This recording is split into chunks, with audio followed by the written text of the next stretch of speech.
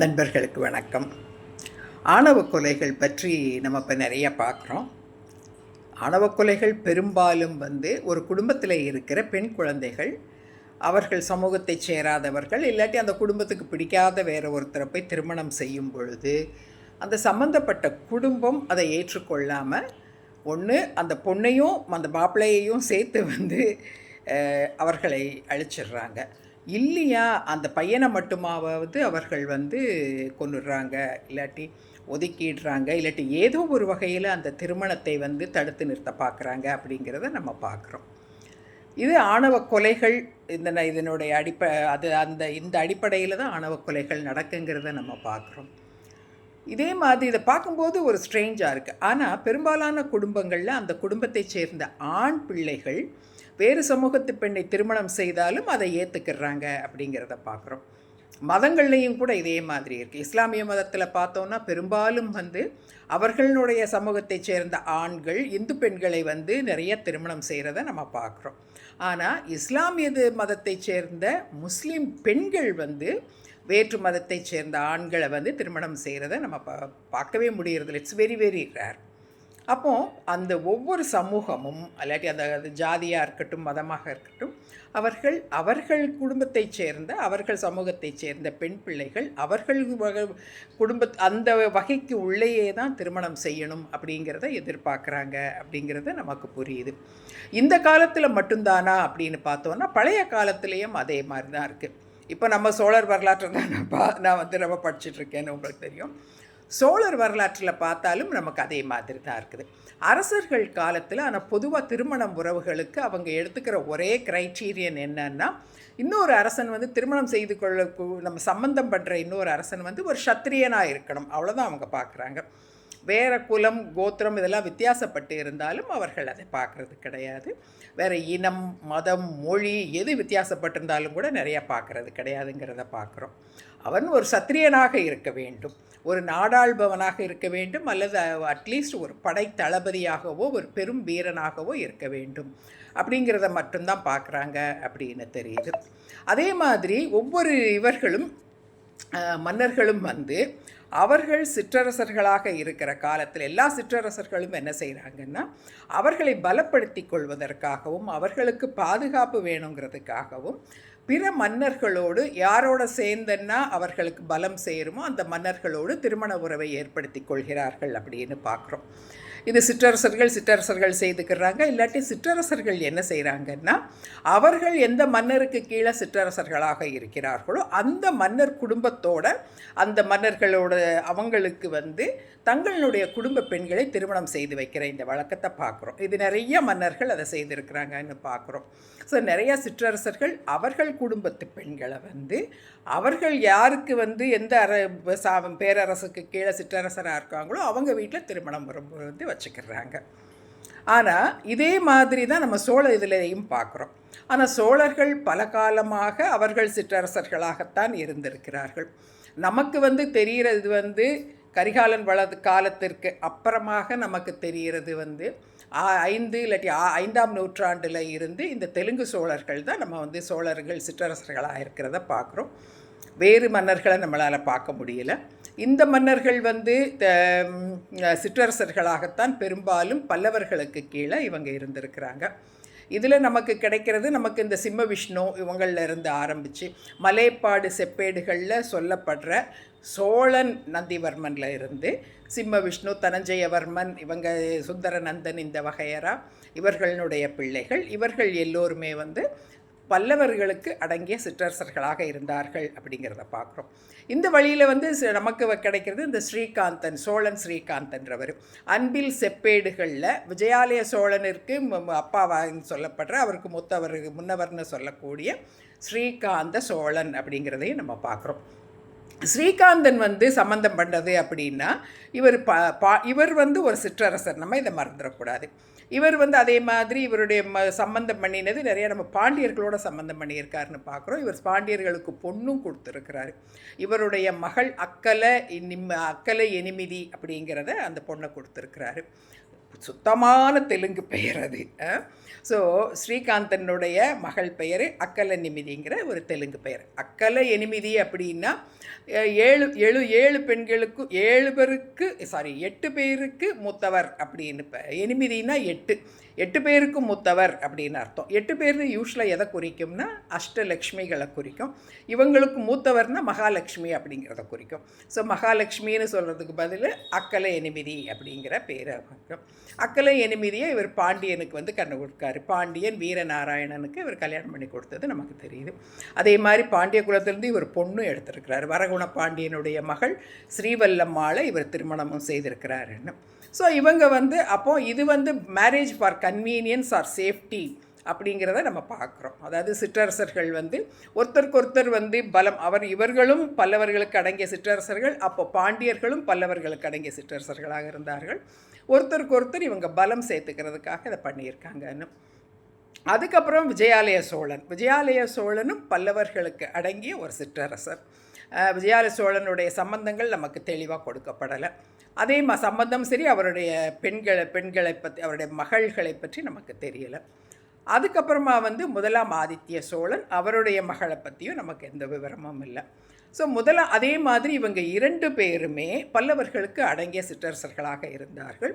அதற்கு அப்புறம்தான் வந்து இவங்க பல்லவர்களுடைய போரிட்டு, நமக்கு அது ஃபேமஸான போர் தெரியல, விஜயாலய சோழனும் ஆதித்ய சோழனும் சேர்ந்து அவங்க அப்பாவும் மகனுமா சேர்ந்து பல்லவர்களோட அபராஜித பல்லவனோட போர் செய்கிறாங்க. அபராஜித பல்லவனை யானை மேலே உட்கார்ந்துருக்கிற அபராஜித பல்லவனை யானை மேலே ஏறி வெறும் கையாலேயே அவர் கொன்றார் அப்படிங்கிறதெல்லாம் நம்ம பார்க்குறோம். அப்புறம் பல்லவர்களின் வீழ்ச்சிக்கு அப்புறமா வந்து சோழர்கள் வந்து மிகப்பெரிய அரசர்களாக, சுதந்திர மன்னர்களாக, தனி பேரரசாக இவர்கள் உருவெடுக்கிறாங்க. இவர்கள் தனி பேரரசர்களாக உருவெடுத்ததுக்கு அப்புறமா வர்ற முதல் ஜென்ரேஷன்னா அது பராந்தகன் 1 தான். பராந்தகன் 1 ஆன காலத்தில் இருந்தே இவர்கள் சம்பந்தம் பண்ணதெல்லாம் யார் அப்படின்னு நம்ம பார்த்தோன்னா, முதலாம் பராந்தகன் அவருடைய மகள் அப்படின்னு பார்த்தா வீரமாதேவி அப்படிங்கிற ஒரு பெண். அப்போது இவர் பல இடங்கள்லேருந்து பொண்ணு எடுத்திருக்கிறாரு. இவருடைய மகன் வந்து ராஜ்யாதித்தன், கண்டராதித்தன் இவங்கெல்லாம் தெரியும். இவருடைய மகன்களுக்கு பல இடங்களில் பொண்ணு எடுத்திருக்கிறாரு. ஆனால் இவருடைய மகள் வீரமாதேவியை இவர் வந்து ஒரு வல்லவரையன் அப்படிங்கிற ஒரு பாண சிற்றரசனுக்கு தான் இவர் கொடுக்குறாரு. கோவிந்த வல்லவரையன் அப்படிங்கிற பாண சிற்றரசன். இவர் ஒரு சின்ன சிற்றரசர் தான். ஒரு சோழ மாமன்னரனுடைய தகுதிக்கு கீழே உள்ளவர் தான், சிற்றரசர் தான். ஆனாலும் அவர்களுடைய குடும்பத்தில் அந்த பாண மன்னரோட தான் இவர் சம்பந்தம் பண்ணுறாரு. அவருக்கு இருக்கிற ஒரே தகுதின்னு நான் என்ன நினைக்கிறேன்னா, அந்த பாணர்கள் வந்து தெலுங்கர்கள்.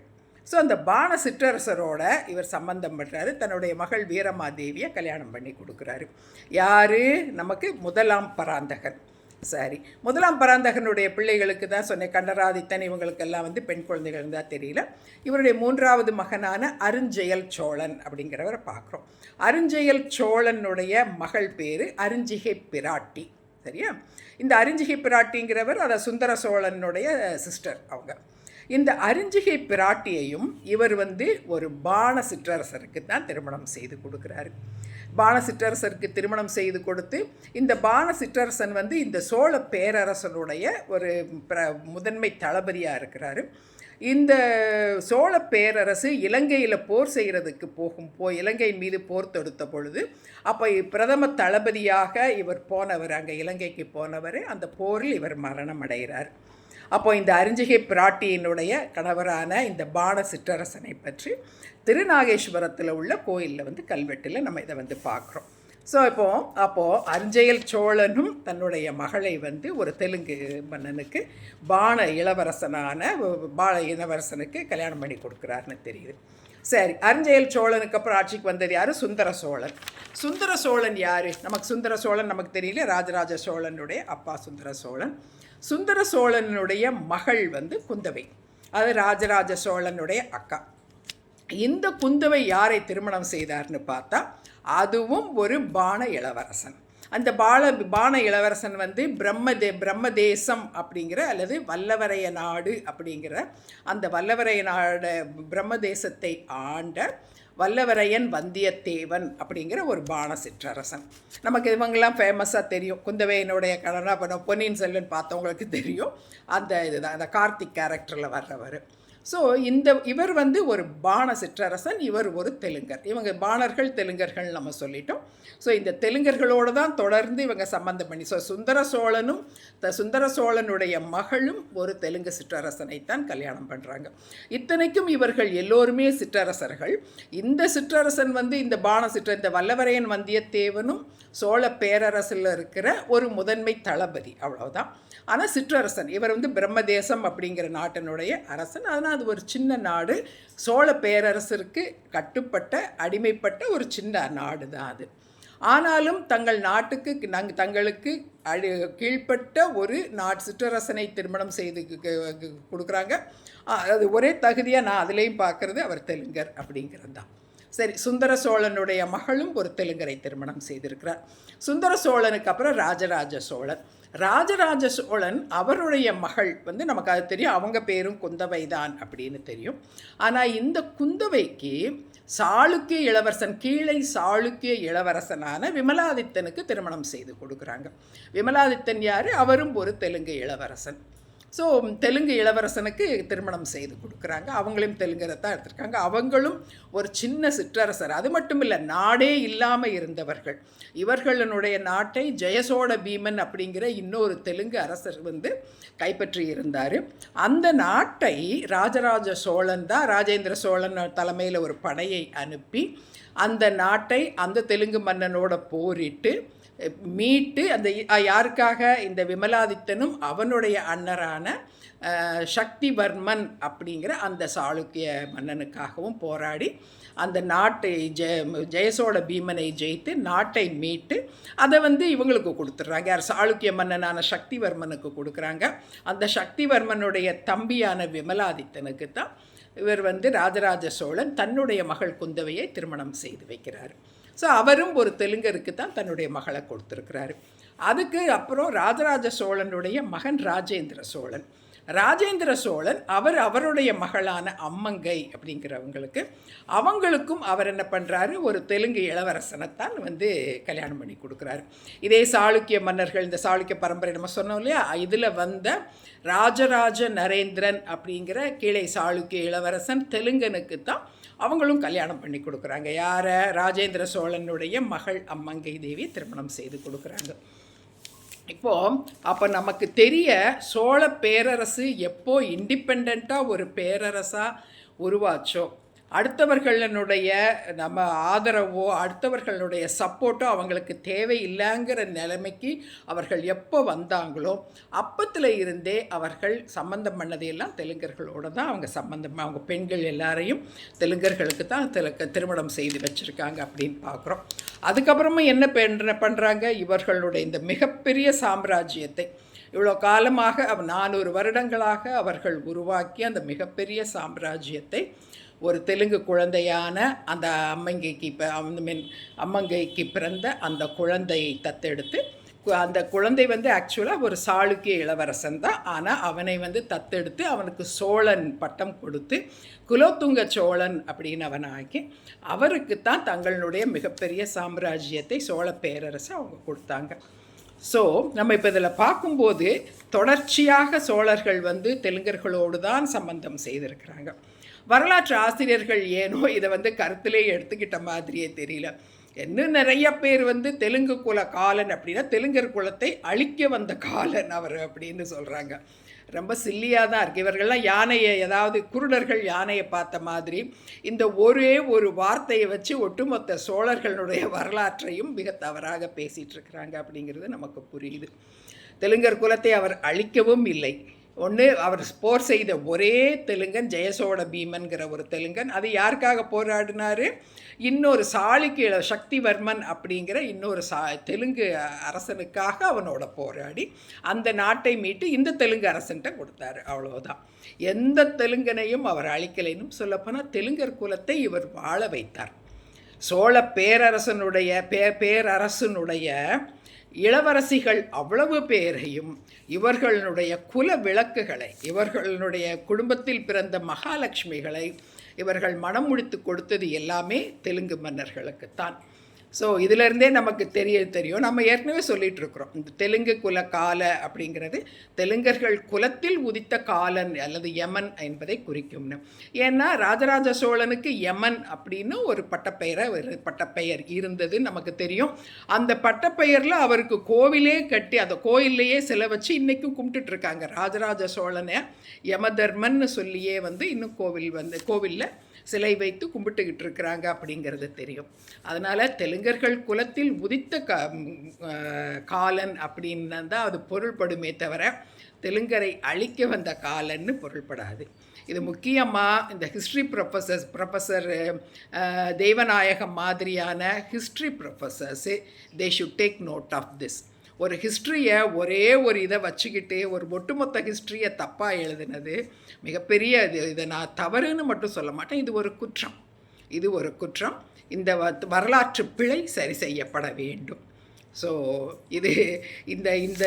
இதன் அடிப்படையில் சோழகுல வரலாற்றை ஒட்டுமொத்தமாக பார்க்க வேண்டுமே தவிர ஏதோ ஒரே ஒரு கல்வெட்டில் இருக்கிற அந்த ஒன்றை பார்த்துட்டு தப்பாக சொல்லக்கூடாது. அது மட்டும் இல்லாமல் கல்வெட்டுக்கள் எவ்வளவு தவறானது, கல்வெட்டுக்களும் செப்பேடுகளும் எவ்வளோ மிஸ்டேக்ஸ் வரும், ஸ்பெல்லிங் மிஸ்டேக் வருங்கிறதும் நமக்கு தெரியும். ஸோ எனக்கு இன்னொரு டவுட்டும் உண்டு, ஒருவேளை தெலுங்கு குல காவலன்னு, ஏன்னா இந்த தெலுங்கு சாளுக்கியனை காப்பாற்றுவதற்காகத்தான் அவர் இன்னொரு தெலுங்கனான ஜெயசோழ பீமனோட போரிட்டார். அதனால் இவர் இந்த தெலுங்கு குலத்தை காப்பதற்காக இதை செய்ததுனால தெலுங்கு குல காவலன்னு சொன்னாங்களா அப்படிங்கிற ஒரு சந்தேகமும் எனக்கு இருக்குது.